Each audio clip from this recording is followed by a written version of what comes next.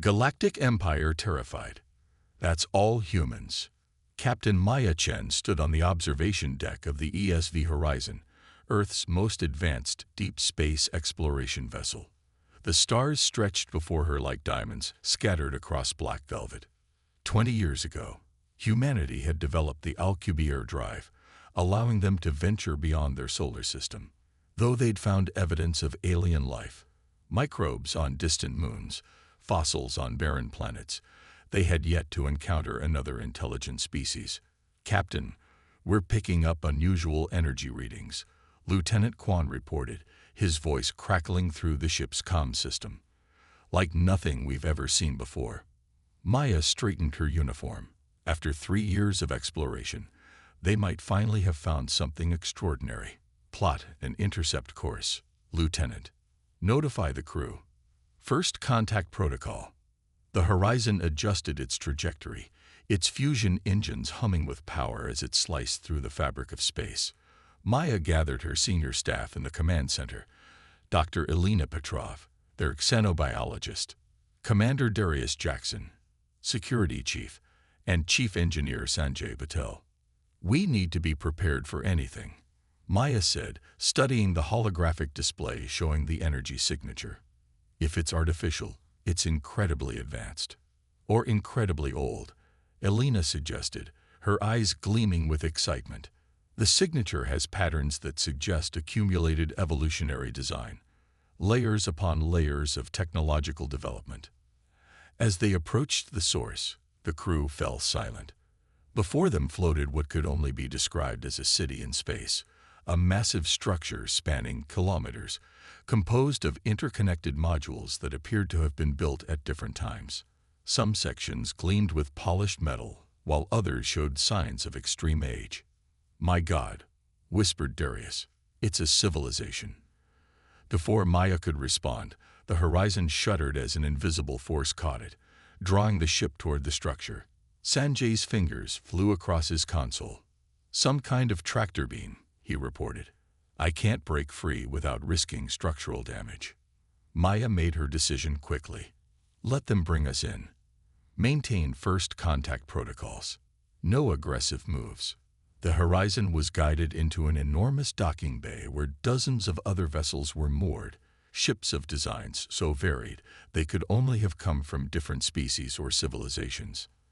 As the Horizon settled onto the docking platform, Maya felt a strange mix of fear and exhilaration. Humanity's first encounter with advanced alien life was about to begin. "Atmosphere is breathable," Elena reported, checking her instruments. "Gravity slightly stronger than Earth standard." Maya nodded. "Darius, assemble a small team. Standard weapons, but concealed. Let's not appear threatening." As they prepared to disembark, a message arrived, not through their communication systems, but directly into their minds. The sensation was disconcerting, like hearing a voice that bypassed their ears. "We recognize your vessel design. Approach the central chamber for evaluation." Maya exchanged glances with her team. "They're telepathic," Elena whispered, fascinated. "Or they have technology that simulates telepathy," Darius countered, looking less impressed and more concerned. The first contact team exited the Horizon through the main airlock. The docking bay was massive, with ceilings that stretched hundreds of meters high. Various beings moved about, some humanoid, others utterly alien in form. None paid the humans much attention, as if new species arrived regularly. Following illuminated pathways that activated as they walked, Maya led her team toward what they assumed was the central chamber. The architecture became more imposing as they proceeded. Vast arches and columns carved with symbols from what must have been hundreds of different languages.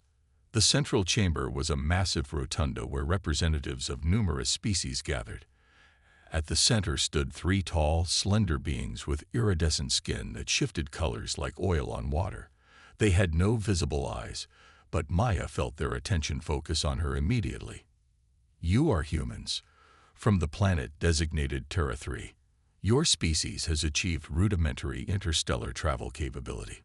The mental voice was neither male nor female, simply authoritative. Maya stepped forward. I am Captain Maya Chen of the Earth Ship Horizon. We come in peace, seeking knowledge and friendship.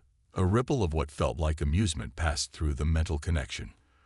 All species say this upon first contact, yet history suggests otherwise. The central being moved closer, towering over Maya. Its skin shifted to a deep purple. We are the elders of the coalition of sentient species. Our civilization has existed for 50,000 of your years, encompassing over 300 intelligent species across this galactic sector. Maya felt a swell of hope. 300 species living together peacefully suggested a utopian future for humanity as well. We have observed your kind from afar, continued the elder. Your development has been concerning. Your species progressed from primitive flight to nuclear weapons in less than 50 years. You wage war against yourselves constantly. You alter your planetary climate through carelessness. Maya frowned. With respect, we've overcome many of those challenges. Earth has been at peace for over 30 years. We've reversed climate change. You misunderstand, interrupted the elder.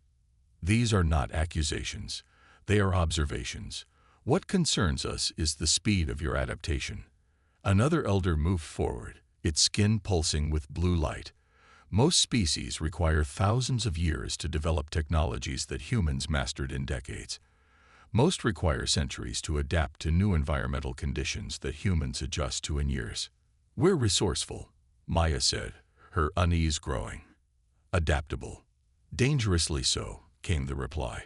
The coalition operates on balance and stability. Species that evolve too quickly or adapt too readily have historically proven disruptive. The implication hung in the air. Maya felt Darius tense beside her, his hand drifting toward his concealed weapon.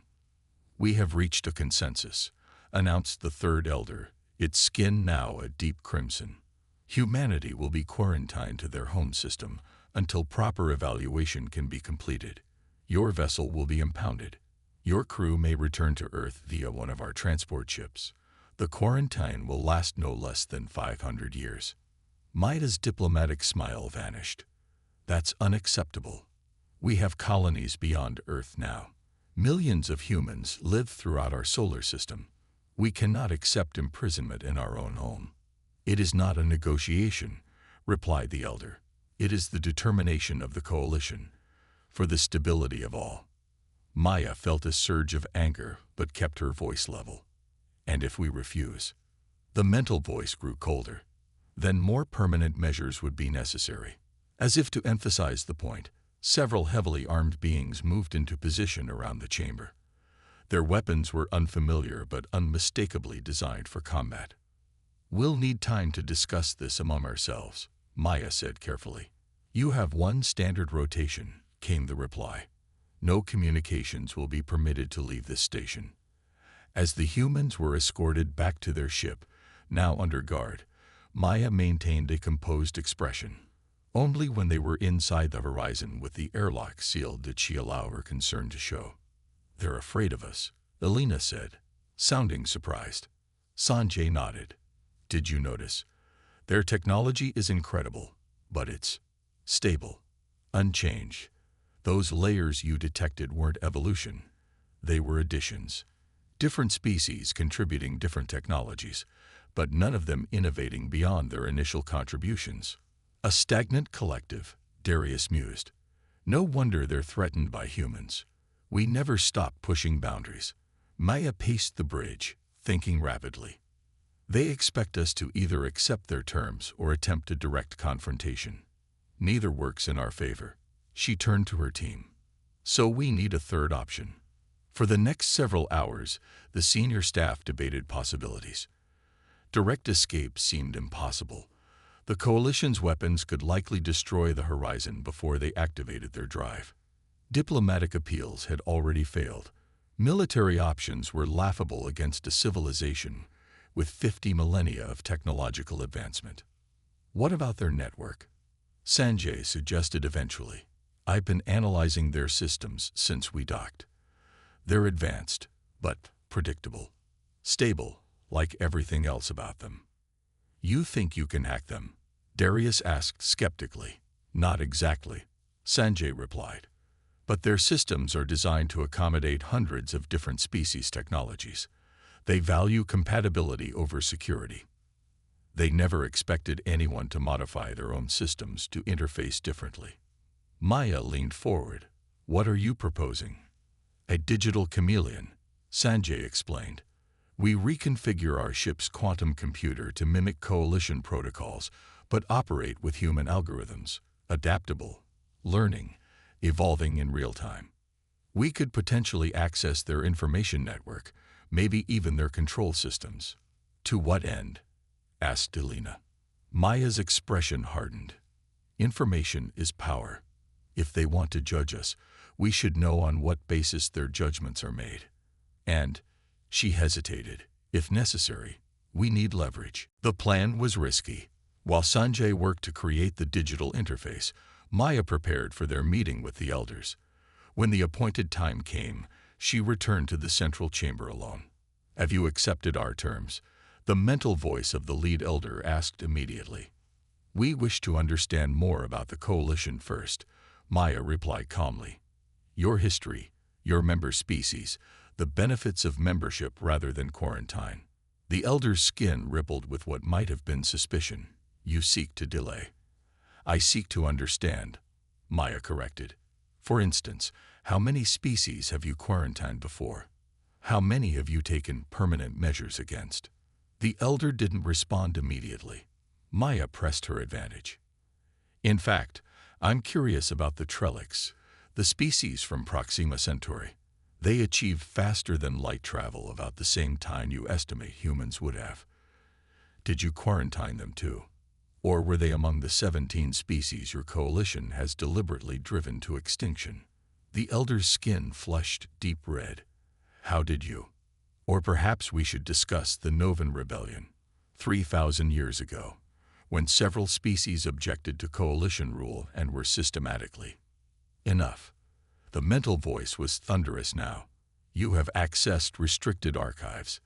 This proves our assessment of your species was correct. Maya stood her ground. It proves we value truth and transparency.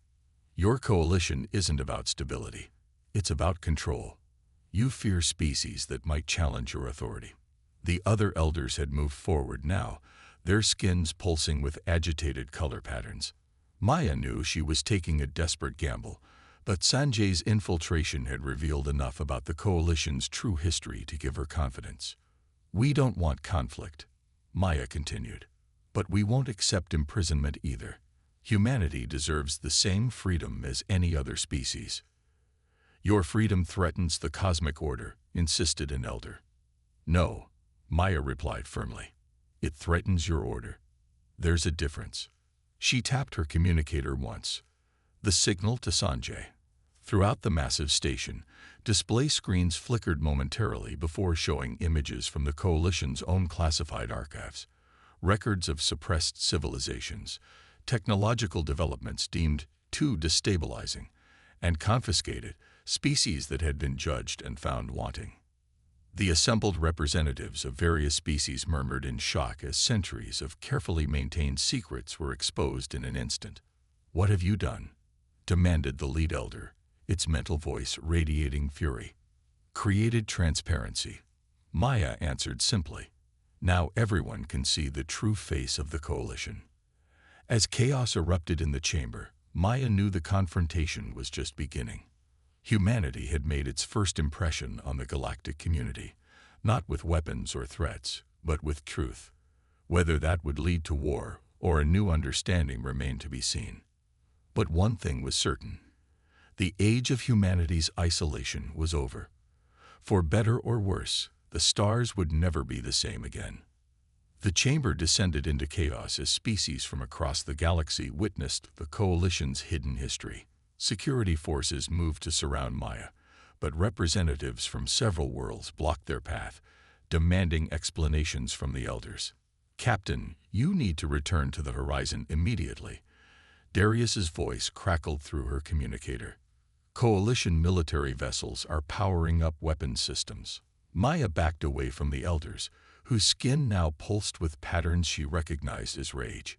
"Consider carefully before you act," she warned them. "The information has already been transmitted to Earth. Any action against us will only confirm everything we've revealed." This was a bluff.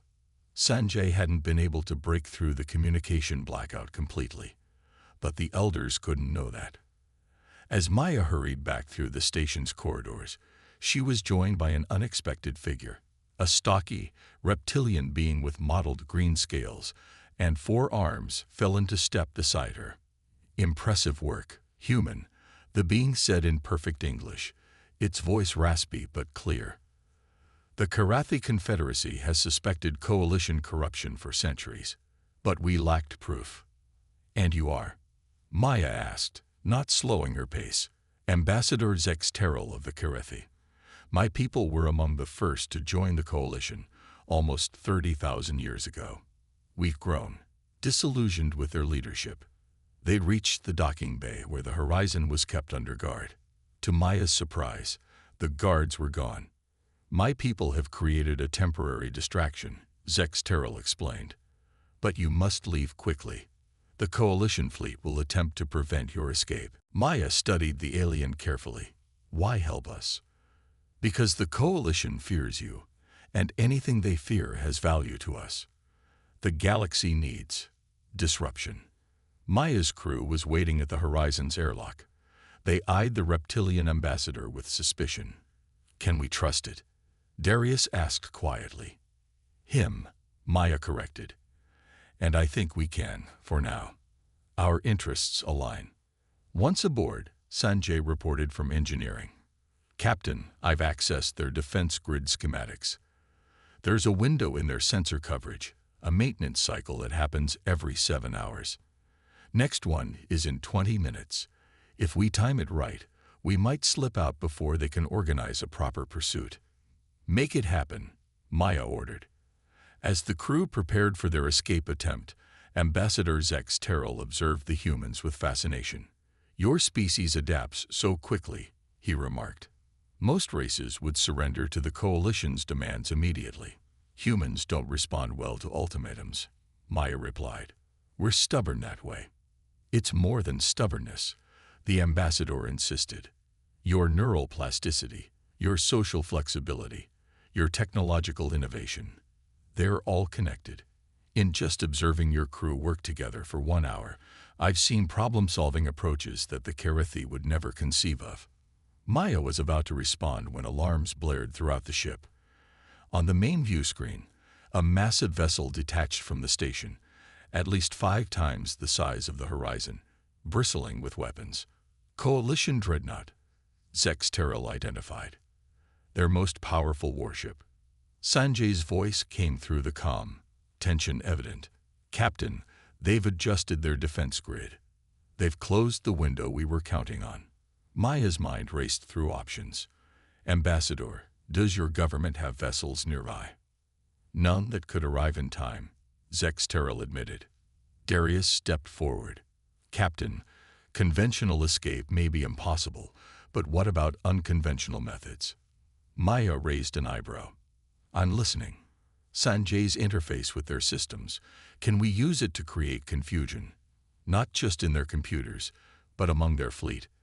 A slow smile spread across Maya's face. "Sanjay, can you access their communication protocols? Not just to monitor, but to transmit?" "I think so," came the reply. "What are you thinking?" "If we can't outfight them, we'll outwit them.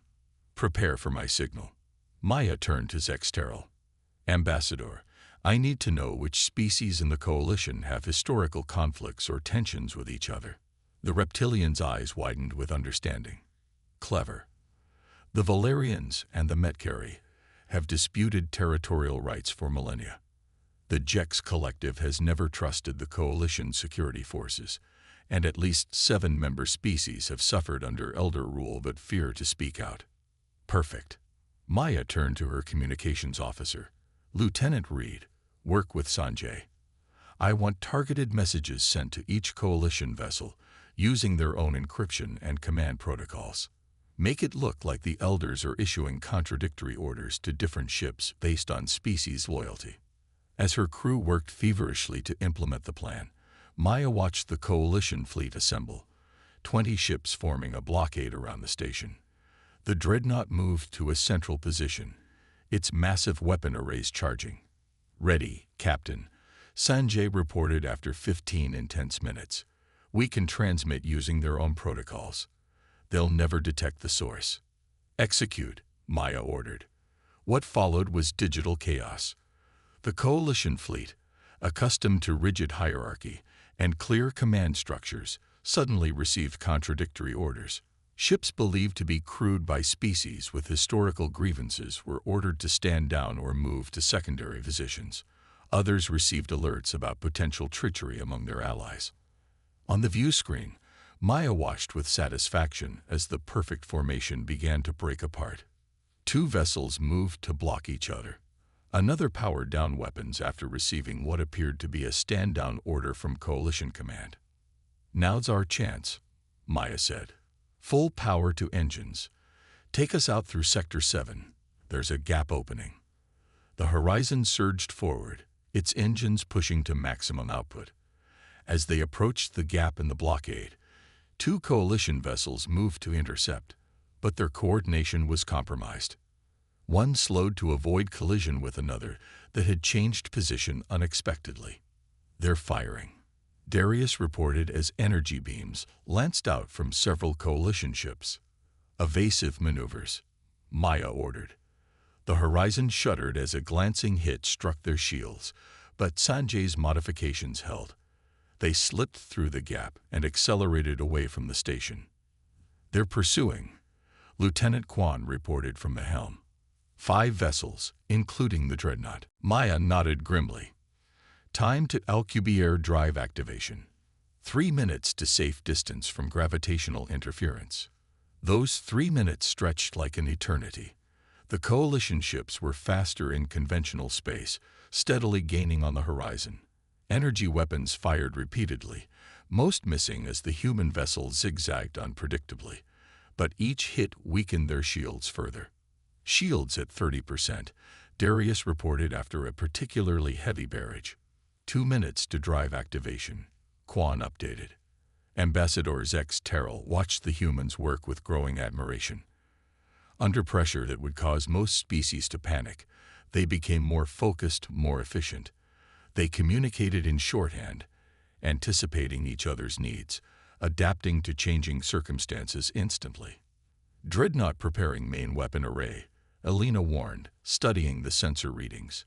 "Energy signature is massive." 1 minute to drive activation, Quan called out. Maya made a split-second decision. "Sanjay, can you send one more message through their systems? Make it look like an emergency override from their highest command levels." "What message?" "Tell the dreadnought that we've armed antimatter explosives on their station.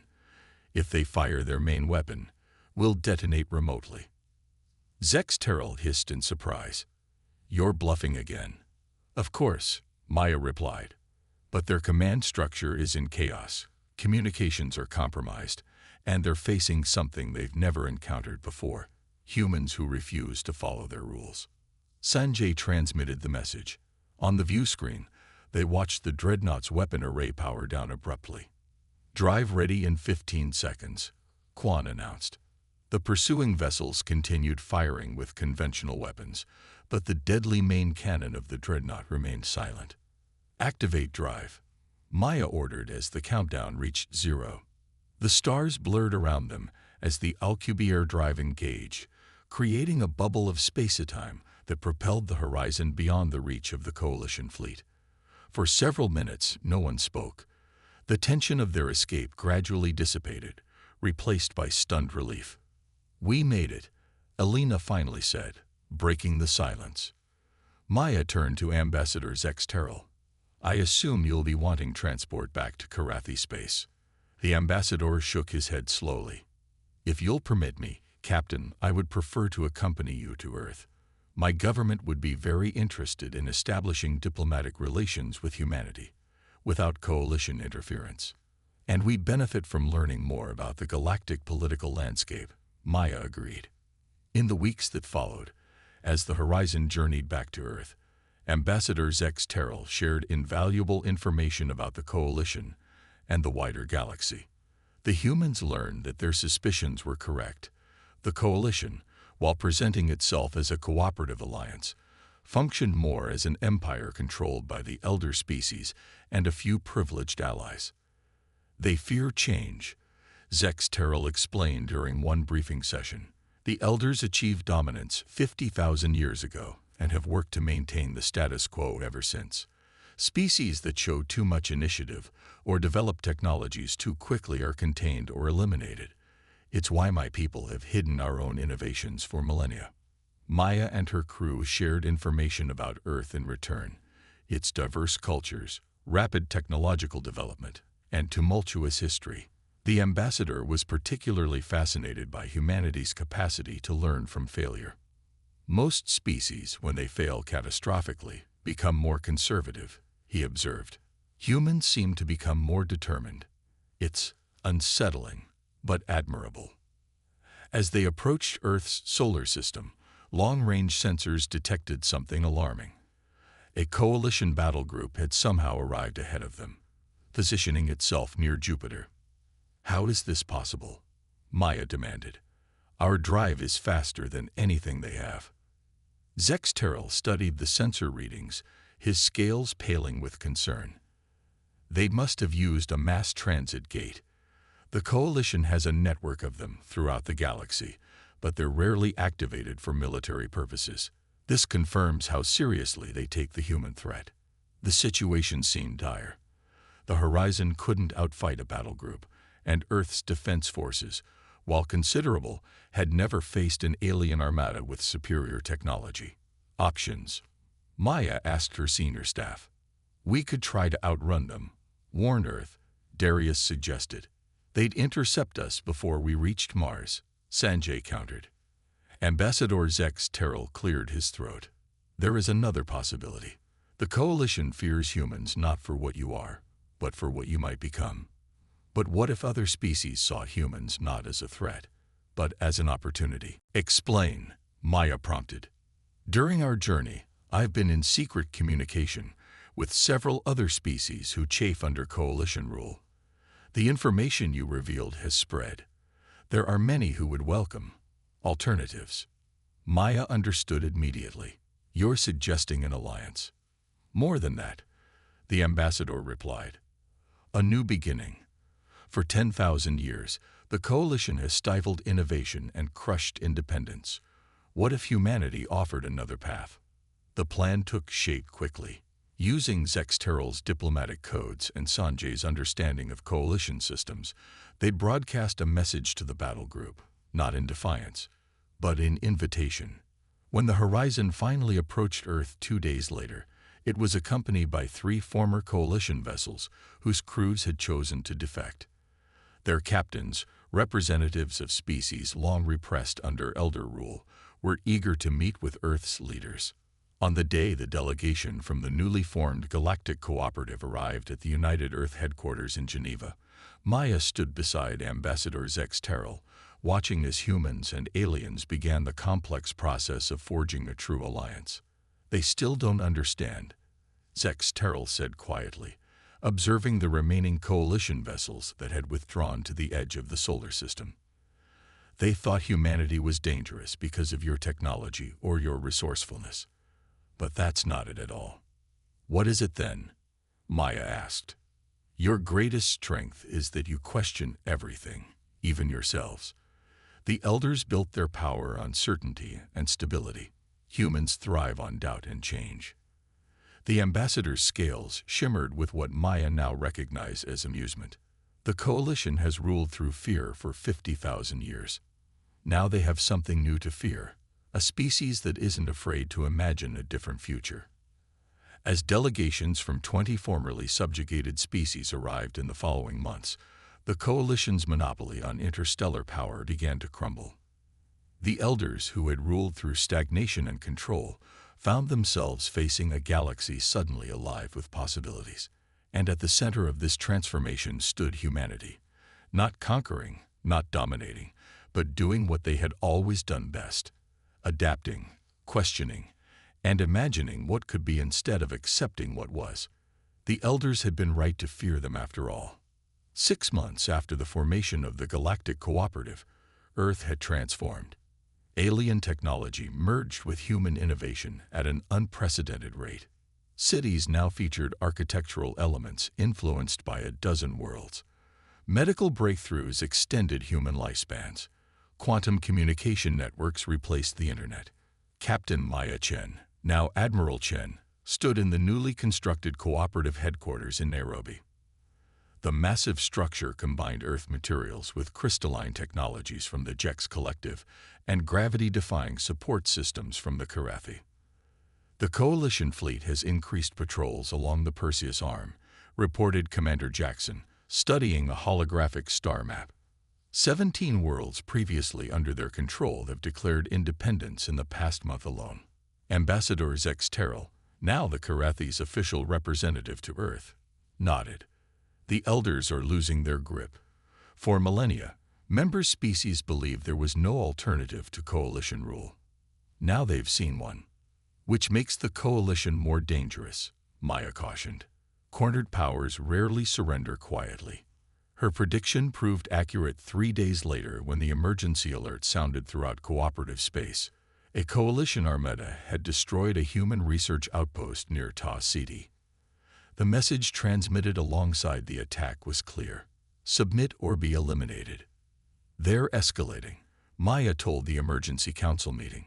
Representatives from 32 species gathered in the chamber, their faces or equivalent sensory organs displaying various signs of alarm. The elders believe a decisive victory will halt the spread of defections. Then we must demonstrate such a victory is impossible, said Vril Aksa, the crystalline ambassador from the Jex Collective. Their translucent body flashed with patterns of determination. Earth's President Okafor stood.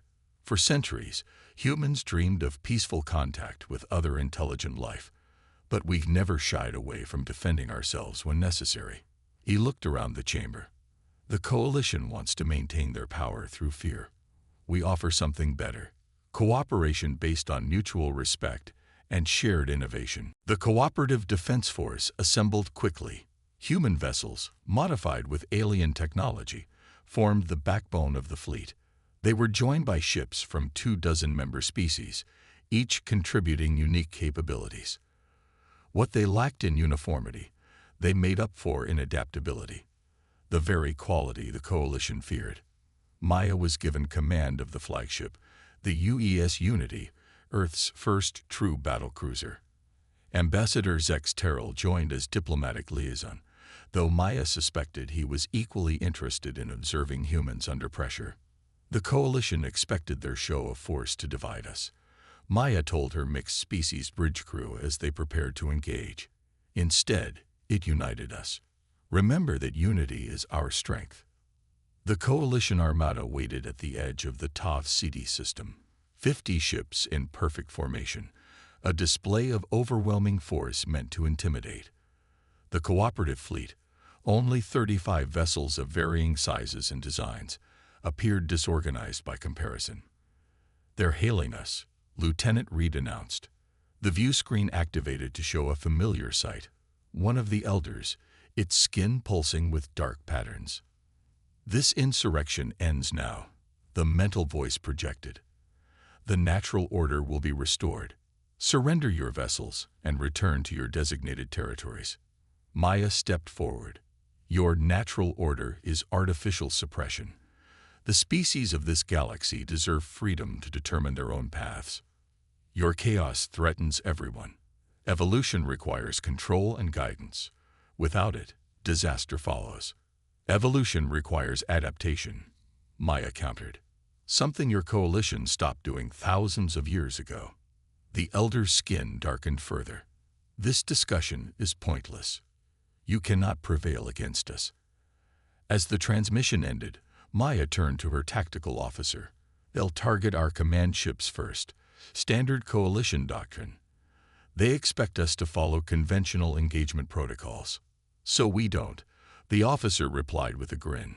What followed was unlike any battle in the Coalition's 50,000-year history.